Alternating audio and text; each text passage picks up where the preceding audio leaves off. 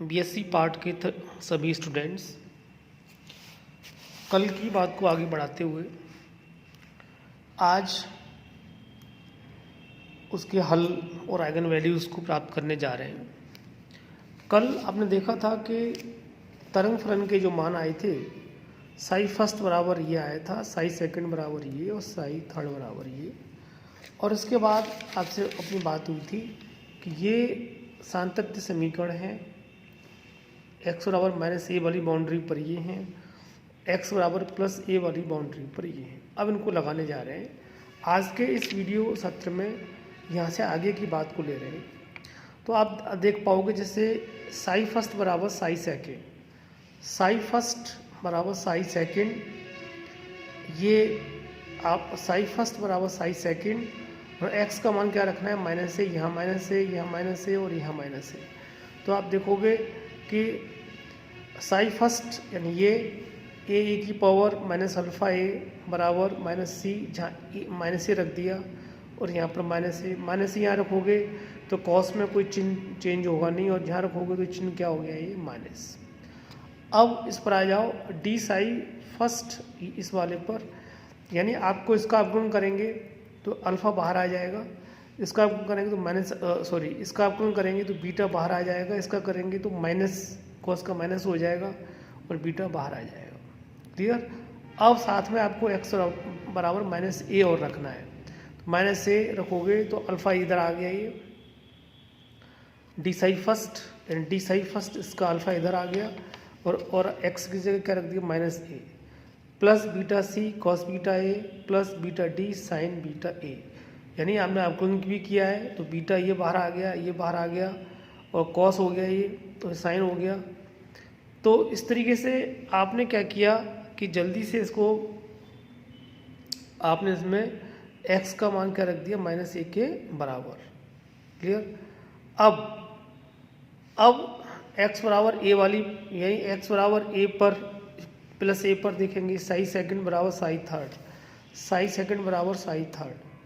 तो थर्ड वाले को पहले लिख लेंगे, जैसे ये आगे जी ई की पावर x का मान यहाँ रखेंगे a प्लस ए, तो माइनस तो पहले से ही, तो माइनस अल्फ़ा ए, और यहाँ रखोगे आप तो c sign beta a plus D cos में रखोगे x बराबर प्लस ए, तो ये रख दिया आप।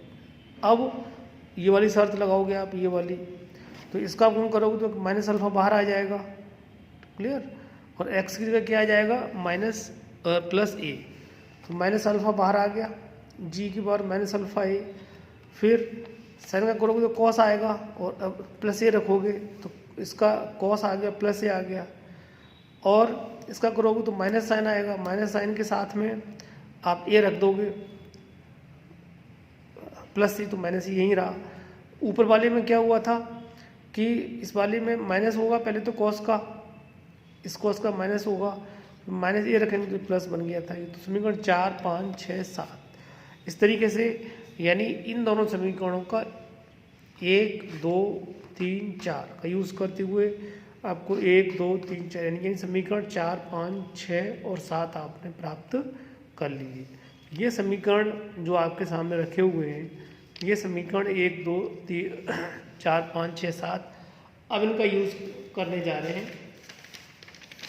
आप देखें कि सबसे पहले समीकरण 4 व 6 को जोड़ने पर, समीकरण 4 और 6 को जोड़ेंगे, क्या आएगा, a प्लस जी, यानी इसको जोड़ोगे तो a प्लस जी की पावर माइनस अल्फ़ा ए, और इन दोनों को जोड़ोगे तो क्या होगा, माइनस माइनस सी वाला कैंसिल हो जाएगा, 2d कॉस बीटा ए।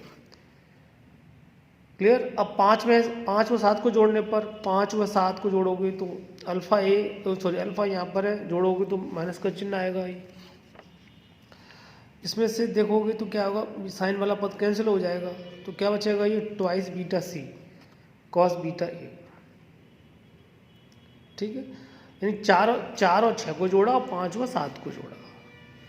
अब ऐसे ही 4 में से 6 घटाएंगे तो a माइनस जी, इसमें से घटाओगे तो यहाँ माइनस आ जाएगा, ये माइनस, ये कॉस से कॉस कैंसिल, क्या बचेगा, माइनस 2c साइन बीटा ए।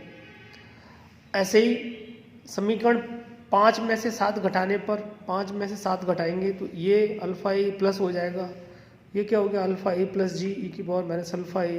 तो घटाएंगे तो क्या होगा कि कॉस वाला गायब हो जाएगा और ये बीटा डी किस में आ जाएगा प्लस में, twice beta d sine beta ए। तो इस तरीके से जो आप देख पा रहे हैं यहाँ पर कि ये समीकरण क्या हो गया 11। क्लियर। ये समीकरण जो आप देख पा रहे हैं ये 8, 9 और 10 और 11। अब इनको यूज़ कर रहे हैं आगे कि समीकरण 11 में 8 का भाग लगाएंगे। 11 ये रहा, 8 ये रहा, ये भाग लगाओगे तो 11 2 अल्फा ये वाला मान यहाँ लिख दिया, ये लिख दिया 2 बीटा डी 11 में ऊपर ये समीकरण नंबर ये यहाँ आ गया। 2 से 2 कट गया, ए प्लस डी से ए प्लस डी कट गया, अल्फा बराबर बीटा 10 बीटा ए 2 से 2 कट जाएगा, डी से डी कट जाएगा। यानी ये समीकरण तब आया है जब डी बराबर नॉट जीरो है, डी बराबर नॉट जीरो और ए प्लस डी यानी ए प्लस डी को जीरो नहीं लिया है और डी बराबर जीरो नहीं लिया है, तब ये आप समीकरण नंबर 12 आपको प्राप्त हो जाएगा। ऐसे ही समीकरण 9 और बटे समीकरण 10 करेंगे। समीकरण 9 बटे समीकरण 10 करेंगे तो क्या होगा, समीकरण 9 ये लिख दिया, समीकरण 10 ये लिख दिया, दोनों का भाग लगा दिया तो ये ए माइनस जी कैंसिल हो गया, सी से सी कैंसिल हो गया। मतलब इसको ऐसे लिखते हैं जब सी बराबर नॉट जीरो, मतलब सी का मान भी जीरो नहीं है और ए माइनस जी का मान भी जीरो नहीं है, तब क्या होगा कि ये चिन्ह माइनस को यहाँ ले लिया और बीटा ऊपर पड़ा हुआ है, ये कॉस बटे साइन कॉट हो गया, कॉट बीटा ए। तो ये समीकरण नंबर 12 और समीकरण नंबर 13 दो महत्वपूर्ण समीकरण हैं जो आप देख पा रहे हैं इस समय। क्लियर। समीकरण 12 और समीकरण नंबर 13, समीकरण 12 और 13 जब आपको प्राप्त हो गए तो समीकरण 12 और 13 जो समीकरण है इनको अपन क्या बोलते हैं, ट्रांसेंडेंटल इक्वेशंस। समीकरण 12 और 13 को क्या बोलेंगे अपन, ट्रांसेंडेंटल यानी अबीजगणितीय समीकरण कहलाते हैं। अबीजगणितीय समीकरणों से अगर आपको हल निकालना होता है तो अपन ग्राफी विधि को ज़्यादा प्रेफर करते हैं, ग्राफी विधि से ये मान निकाले जाते हैं। अब मैं उसी चीज़ पे आ रहा हूँ, समीकरण 12 और 13 समीकरण जैसे इसके दो तरीके से इसको दो भागों में करके पढ़ेंगे। जैसे अल्फा बराबर 10 बीटा वाला है, ठीक है, ये कब प्राप्त हुआ जब सी बराबर स्वेच्छा से अपने जीरो ले लें। सी बराबर जीरो लोगे तो सी बराबर जैसे जीरो रखोगे आप यहाँ पर सी बराबर जीरो तो ए माइनस ये जीरो हो जाएगा, या यहाँ रख दो सी बराबर जीरो तो ए माइनस जी बराबर जीरो होने से या यहाँ ए का मान क्या होगा, जी के बराबर होगा। ठीक है, ए बराबर जीरो होगा तो अपने जो समीकरण अपने जो मान आए हैं उनमें अपन क्या करने जा रहे हैं, ये जो मान आए हैं ये वाले, इसमें जी का मान इसमें क्या हो रहा है, ए बराबर तो जी यहाँ तो ए आएगा, ठीक है, और सी बराबर जीरो रख देंगे यहाँ पर तो क्या आ जाएगा, सी बराबर जीरो रख दिया तो ये ए रख दिया तो ये कि डी कॉस बीटा एक्स बन गया, यानी ए की पावर अल्फा एक्स ये वन। तो ये समीकरण नंबर 14 एक सेट तो आपको ये प्राप्त हुआ। चूंकि आप देख रहे हो कि कॉस वाला जो पद है ये एक सम फलन, एक ये इवन फंक्शन है कॉस हमेशा, तो ये सम फलन के अकॉर्डिंगली ये आपको हल एक हल ये प्राप्त हुआ। यानी इसके संगत जो अवस्था हल जो होंगे वो सम अवस्था कहलाएगी जो प्राप्त होगी। अब दूसरा क्या है, minus alpha cot beta a, ये कब प्राप्त हुआ है जब डी बराबर नॉट जीरो स्वेच्छा से अपने लिया है। और डी बराबर जीरो अगर आप लोगे तो डी बराबर जीरो जैसे ही आप रखोगे यहाँ पर डी बराबर जीरो तो ए बराबर ए प्लस जी बराबर जीरो होगा, यहाँ रख दें अथवा यहाँ रख दें तो ए प्लस जी बराबर जीरो, तो ए प्लस जी बराबर जीरो होगा तो ए बराबर क्या होगा, माइनस जी के बराबर होगा। तो आप देख पा रहे हैं ए का मान किसके बराबर है, ये माइनस जी के। ए बराबर माइनस डी यहाँ रख दें यहाँ पर, या जी बराबर माइनस ए रख दें ये यहाँ पर, और डी का मान कितना है, ये जीरो। तो डी बराबर जीरो यानी गायब हो गया इसमें से ये वाला ये तो गायब हो गया, क्या बचा सी वाला, सी साइन बीटा एक्स। और ये चूँकि आप देख पा रहे हैं कि ये साइन बीटा एक्स जो है ये दोनों में कॉमन है, यहाँ भी है और यहाँ भी है, तो ये जो पद है ये साइन वाला ये विषम पद कहलाता है। जब विषम पद होगा तो इस संगत अवस्था को विषम अवस्था कहेंगे, यानी ये जो अवस्था है इसे क्या बोलेंगे अपन, ये विषम अवस्था फलन कहलाएगा। और जो हल होंगे वो इसके संगत प्राप्त होंगे। अब एनर्जी आइगन वैल्यू निकालते हैं इसकी। तो अल्फा बराबर क्या है, बीटा टेन बीटा ए, तो दोनों ओर यहाँ गुणा कर दिया ए का और यहाँ कर दिया। इसको कैपिटल एक्स मान लेते हैं, इसको कैपिटल वाई मान लेते हैं, और ये कैपिटल वाई होगा तो ये भी कैपिटल वाई होगा, तो ये समीकरण नंबर 14 हो गया। एक्स बराबर अल्फा ए, वाई बराबर बीटा ए। अब दूसरा क्या है, माइनस अल्फा ए बराबर बी कॉट बीटा ए, यहाँ भी गुणा कर दिया ए का स्मॉल ए का स्मॉल ए का, इस ये क्या अपना माइनस एक्स हो गया, ये क्या हो गया वाई, तो माइनस एक्स बराबर वाई कॉट वाई। ये क्वेश्चन क्या हो गया 17। क्लियर। अब समीकरण 16 17 को अगर आप जोड़ेंगे, ठीक है, यानी x square plus Y square का जब मान निकालेंगे तो आपको क्या प्राप्त होगा, यानी समीकरण एक्स वाई दोनों को जोड़ेंगे तो alpha square plus beta square A square, अल्फा का मान ये माना हुआ है स्क्वायर का, बीटा का अल्फा का मान ये है, बीटा का मान ये है। आप क्या कर रहे हैं, x square plus Y square को ऐड किया तो ये मान रख दिया और ई से ई कट गया, क्या बचा 2m वी नॉट वाला पद बचा। यानी जो चीज़ बचेगी आपके सामने वो क्या है कि X square plus Y square बराबर twice M V naught A square upon H square. इसे क्या मान लेते हैं, ये माना 2 सब कांस्टेंट राशि है सारी, ये मान लेते हैं माना गामा है, तो ये एक वृत्त के समीकरण को व्यक्त करता है। तो x square capital x square plus capital y square is equal to gamma square है। अब ये जो वृत्त का समीकरण है और समावस्था फलन के जो इंटरसेक्शन पॉइंट होंगे वो हल होंगे एक प्रकार के, और दूसरे हल क्या होंगे, इसी वृत्त के और जो विषम वाला जो है इनके जो दोनों ग्राफों के जो इंटरसेक्शन पॉइंट होंगे वो भी हल होंगे।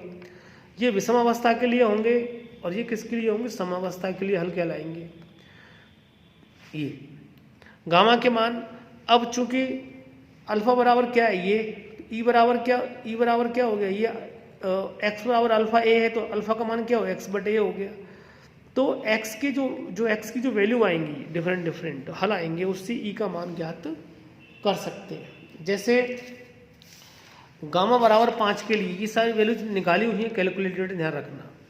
गामा बराबर 5 लेंगे तो इस फॉर्मूले में यहाँ से इससे निकालेंगे तो ये फिक्स वैल्यू है जो आपको ध्यान रखनी है, ये वैल्यूज याद रखनी है। और ये जो ग्राफ है जो आप देख रहे हो इस समय, ये यहाँ पर क्या ले रखा है y, ये x ले रखा है, ये x और ये क्या y, 1 2 3 4 5 यहाँ ले रखा है, 1 2 3 4 5, एक को एक से मिलाएंगे ये वृत्त बन गया, ये भी वृत्त का समीकरण है, ये वृत्त का है, ये गामा बराबर 5 के लिए है, ये 3 के लिए है, ठीक है, ये गामा बराबर 1 के लिए, ठीक है, ये इसकी जो रेडियस है।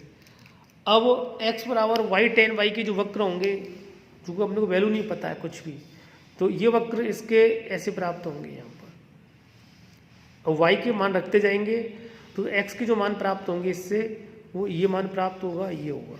चूँकि अपने को वैल्यू नहीं पता है, मतलब y का मान 10 5 रखेंगे, उसके बाद गुणा करेंगे तो जो ये वैल्यूज आती जाएंगे। ऐसे ही यहाँ पर तो ये जो दोनों चित्र हैं ये आपको याद रखने, ये समावस्था वाला है और ये किसके लिए, विषम अवस्था वाला है। तो इस तरीके से यहाँ तक आपको ये चीज़ करके आनी है। यहाँ तक एक प्रश्न बन जाता पूरा जो कल से मैं आपको पढ़ा रहा हूँ कि परिबद्ध